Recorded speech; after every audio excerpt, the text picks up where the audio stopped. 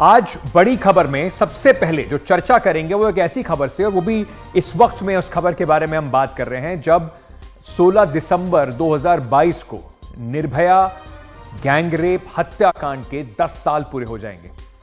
और यह खबर इस वजह से जरूरी है कि 10 साल बाद क्या पाया, देश में बदला क्या, इतने सारे लोग इकट्ठे सामने आए थे, उसके बाद हुआ क्या, इस पर चर्चा करेंगे।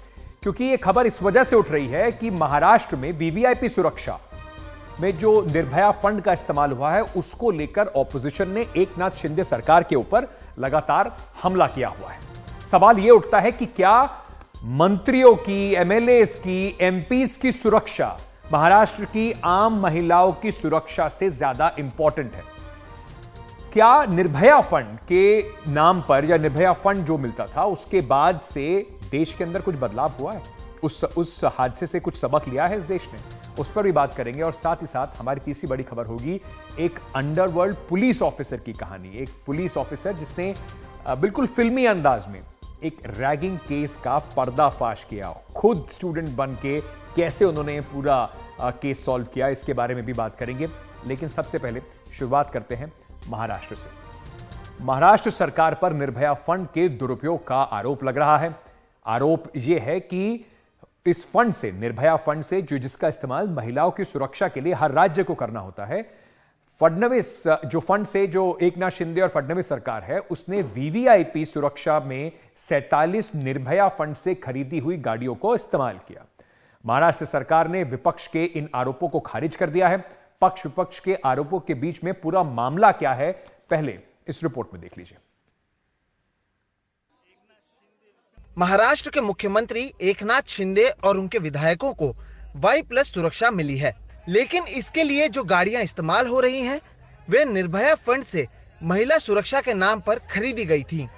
ये सरासर नाइंसाफी है और सरकार को, ये गृह मंत्री को मैं अपील करती हूँ कि सारे व्हीकल्स जो इन 40 आमदारों के लिए दिए हैं महाराष्ट्र में, जो बागी आमदार है, वो त्वरित वो व्हीकल्स पुलिस फोर्स में वापस कर दें। जो अट्रॉसिटीज अगेंस्ट वुमेन है, क्राइम अगेंस्ट वुमेन है, ये दिन ब दिन बढ़ते ही जा रही है। उसको एक्चुअली टारगेट करने के बिना ये कर रहे हैं, गाड़ियां उनको दे रहे हैं। It's absolutely wrong and shameful. ये वीआईपी कल्चर ये नए ईडी सरकार ने लाया है, वो बहुत एक गंभीर बात है। 2013 में केंद्र सरकार की ओर से निर्भया फंड की शुरुआत की गई। इस फंड के जरिए राज्यों को पैसा दिए जाने लगा, जिससे महिला सुरक्षा के लिए वो उपकरणों को खरीद सके। इसी फंड से गाड़ियां खरीदी गई जो दिन रात महिला सुरक्षा के लिए पेट्रोलिंग करती हैं। लेकिन अब इन गाड़ियों को विधायकों और सांसदों की सुरक्षा में लगाया गया।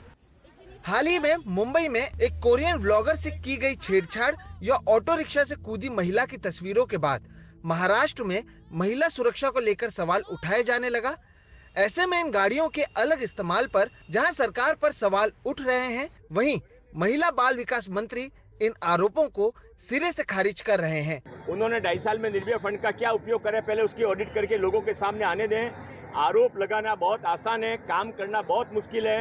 उन्होंने 2.5 साल में कुछ नहीं किया, इसको छुपाने के लिए अब आरोप लगा रहे हैं। मैं इसमें ज्यादा बोलना नहीं चाहता हूँ।